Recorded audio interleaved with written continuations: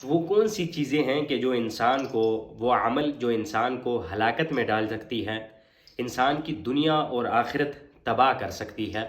انسان اگر ان کو اپنائے گا، ان سے بچے گا نہیں تو وہ ہلاک ہو جائے گا، اس کی دنیا اور آخرت، زندگی اور آخرت اس کی تباہ ہو جائے گی۔ حضرت ابو ہریرہ رضی اللہ تعالی عنہ سے حدیث مروی ہے، وہ فرماتے ہیں کہ نبی کریم صلی اللہ علیہ وسلم نے ارشاد فرمایا کہ ثلاثن مہلکاتن، فرمایا تین چیزیں انسان کے لیے ہلاکت کا باعث ہے۔ وہ تین چیزیں کون سی ہے؟ حدیث کا مفہوم: سب سے پہلی نفسانی خواہش، اس کی اتباع کرنا، جتنی بھی نفس کی خواہشات ہے اس کی پیروی کرنا۔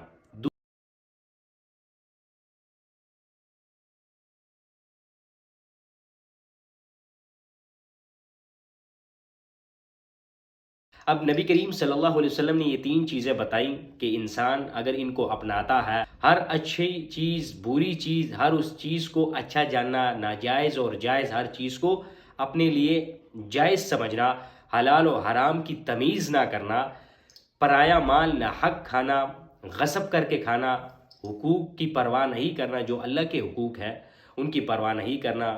گناہوں میں مشغول رہنا، یہ سب نفس کی خواہش ہے اور یہ بخل کی اطاعت ہے، اور بخل جو ہے وہ ہرس ہے۔ یعنی جو چیزیں نبی کریم صلی اللہ علیہ وسلم، اللہ اور اس کے رسول نے بتائی، اس کے خلاف جانا، اور فرمایا کہ بخل کی اطاعت ہرس، کنجوسی ہے، اور اچھا اپنے آپ کو ہر کسی سے اچھا جاننا۔ اگر کوئی شخص اچھی بات بھی بتا رہا ہے لیکن اس کے باوجود بھی اس کی بات کو نہ ماننا، چاہے وہ اس کے لیے بہتر ہو، اور اپنی بات ہی منوانا، اپنی ضد پہ ہی اڑا رہنا، یہ چیزیں جو ہے وہ نفس کی اتباع ہے، یہ اپنے آپ کو اچھا جاننا ہے۔ اگر وہ بات کوئی کر رہا ہے اور وہ بری ہے، اس کے باوجود بھی وہ اپنی ضد پر اڑا ہوا ہے،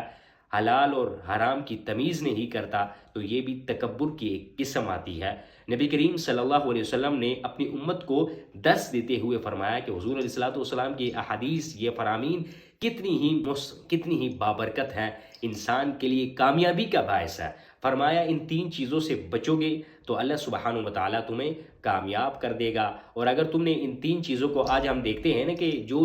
انسان نفس کی پیروی کرتا ہے، بڑے بڑے خواہشات کی طرف جاتا ہے، یا وہ بخل کرتا ہے، کنجوسی کرتا ہے، اپنے آپ کو اچھا جانتا ہے، ہر چیز میں کہتا ہے کہ مجھ سے کوئی اچھا نہیں، تو آپ دیکھ سکتے ہیں معاشرے کے اندر۔ اللہ سبحانہ و تعالی ہمیں ان تینوں چیزوں سے بچنے کی توفیق عطا فرمائے، تاکہ ہماری دنیا اور آخرت کامیاب ہو جائے۔